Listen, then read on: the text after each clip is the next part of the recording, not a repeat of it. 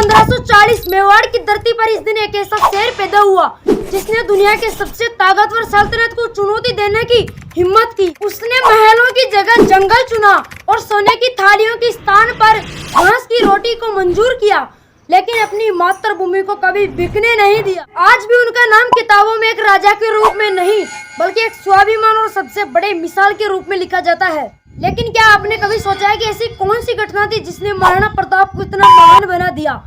क्या हल्दी घाटी का युद्ध उनका आखिरी युद्ध था? आइए जानते हैं पूरी कहानी।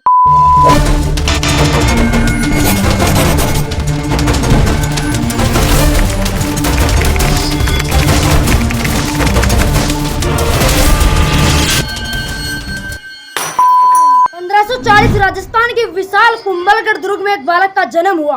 किसी को अंदाजा तक नहीं था कि यही बालक आगे जाकर भारत के सम्मानित योद्धाओं में गिने जाएंगे। उनका नाम रखा गया प्रताप सिंह। उनके पिता मेवाड़ के शासक महाराणा उदय सिंह दित्ते और माता जयवंताबाई। बचपन से ही महाराणा प्रताप का स्वभाव अन्य राजकुमारों से बिल्कुल अलग था। उन्हें महलों की चमक दमक से ज्यादा युद्ध कला और पहाड़ और जंगल आकर्षित करते थे। जब दूसरे राजकुमार आराम करा करते थे तब महाराणा प्रताप घंटों तलवार का अभ्यास करा करते थे। घुड़सवारी, भाला फेंकना और तीरंदाजी और कठिन परिस्थितियों में जीना, यही उनका दैनिक जीवन बन गया। धीरे धीरे उनकी ताकत और साहस की चर्चा पूरे मेवाड़ में फैलने लगी।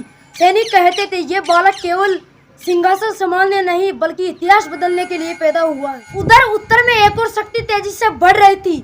मुगल सम्राट अकबर तेजी से अपना साम्राज्य फैलाते जा रहे थे। एक एक करके कई बड़े राज्य उनके अधीन आ चुके थे, लेकिन मेवाड़ अभी भी स्वतंत्र था। यही बात अकबर को सबसे ज्यादा खटकती थी।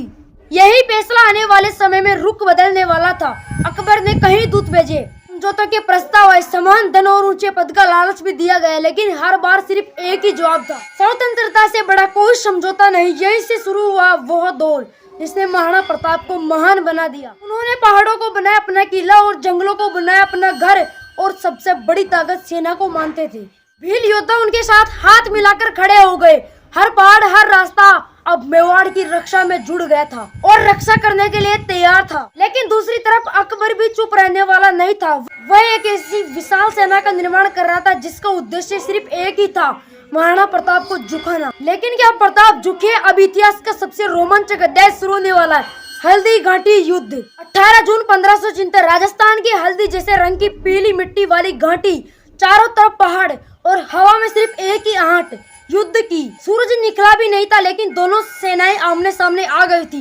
एक तरफ थे मेवाड़ के महाराणा प्रताप और दूसरी तरफ मुगल सेना का नेतृत्व राजा मान सिंह कर रहे थे। संख्या के हिसाब से मुगल सेना बड़ी थी और महाराणा प्रताप के पास अपेक्षाकृत कम सैनिक थे, लेकिन महाराणा प्रताप जानते थे कि युद्ध केवल संख्या से नहीं बल्कि साहस, रणनीति और मनोबल से भी जीता जा सकता है। महाराणा प्रताप ने सैनिकों की तरफ देखा और कहा, आज का युद्ध केवल हमारा नहीं, मेवाड़ की शान, बान और सम्मान का है। जो भी इस धरती से प्रेम करता है वो आज पीछे नहीं हटेगा। कुछ ही क्षण बाद दोनों सेनाएं आपस में टकराई। तलवारों की चमक, घोड़ों के टापे और भालों का टकराव। महाराणा प्रताप सबसे आगे थे। उनके पास एक विशाल तलवार और भाला और नीचे बिजली की तरह उनका प्रिय घोड़ा चेतक दौड़ रहा था। इतिहास में चेतक की वीरता का विशेष उल्लेख किया जाता है। कहा जाता है कि युद्ध भूमि में उन्होंने साहस दिखाया और अंतिम क्षण तक अपने स्वामी का साथ नहीं छोड़ा। युद्ध के दौरान महाराणा प्रताप ने अनेक मोर्चे बदले, जिससे कि विरोधी सेना को उनकी चाल समझना कठिन हो गया। उनके साथ मेवाड़ के अनेक योद्धा लड़ रहे थे, लेकिन समय बीतता गया और युद्ध और भी ज्यादा कठिन होता गया। युद्ध के दौरान चेतक घायल हो चुका था, लेकिन अपने स्वामी को सुरक्षित स्थान पर ले जाने के लिए फिर भी वो दौड़ता रहा। कहा जाता है कि चेतक ने अंतिम बार अपनी पूरी ताकत के साथ रास्ते में एक गहरे नाले में छलांग लगाई और अपने स्वामी महाराणा प्रताप को सुरक्षित पहुंचा दिया, लेकिन इस योजना के दौरान वो गंभीर रूप से घायल हो गया। हल्दी घाटी का युद्ध समाप्त होने के बाद भी संघर्ष समाप्त नहीं हुआ। महाराणा प्रताप ने हार मानकर आत्मसमर्पण नहीं किया। उन्होंने जंगलों और पहाड़ों से संघर्ष जारी रखा और मेवाड़ की स्वतंत्रता के लिए प्रयास करते रहे। यही कारण है कि हल्दी घाटी का युद्ध सिर्फ एक दिन की लड़ाई नहीं माना जाता है, बल्कि एक लंबे संघर्ष का महत्वपूर्ण अध्याय माना जाता है। ऐसे खतरनाक और रोचक तथ्य के लिए सब्सक्राइब करना मत भूलना। और अगर आपको वीडियो अच्छा लगा तो लाइक करें। धन्यवाद।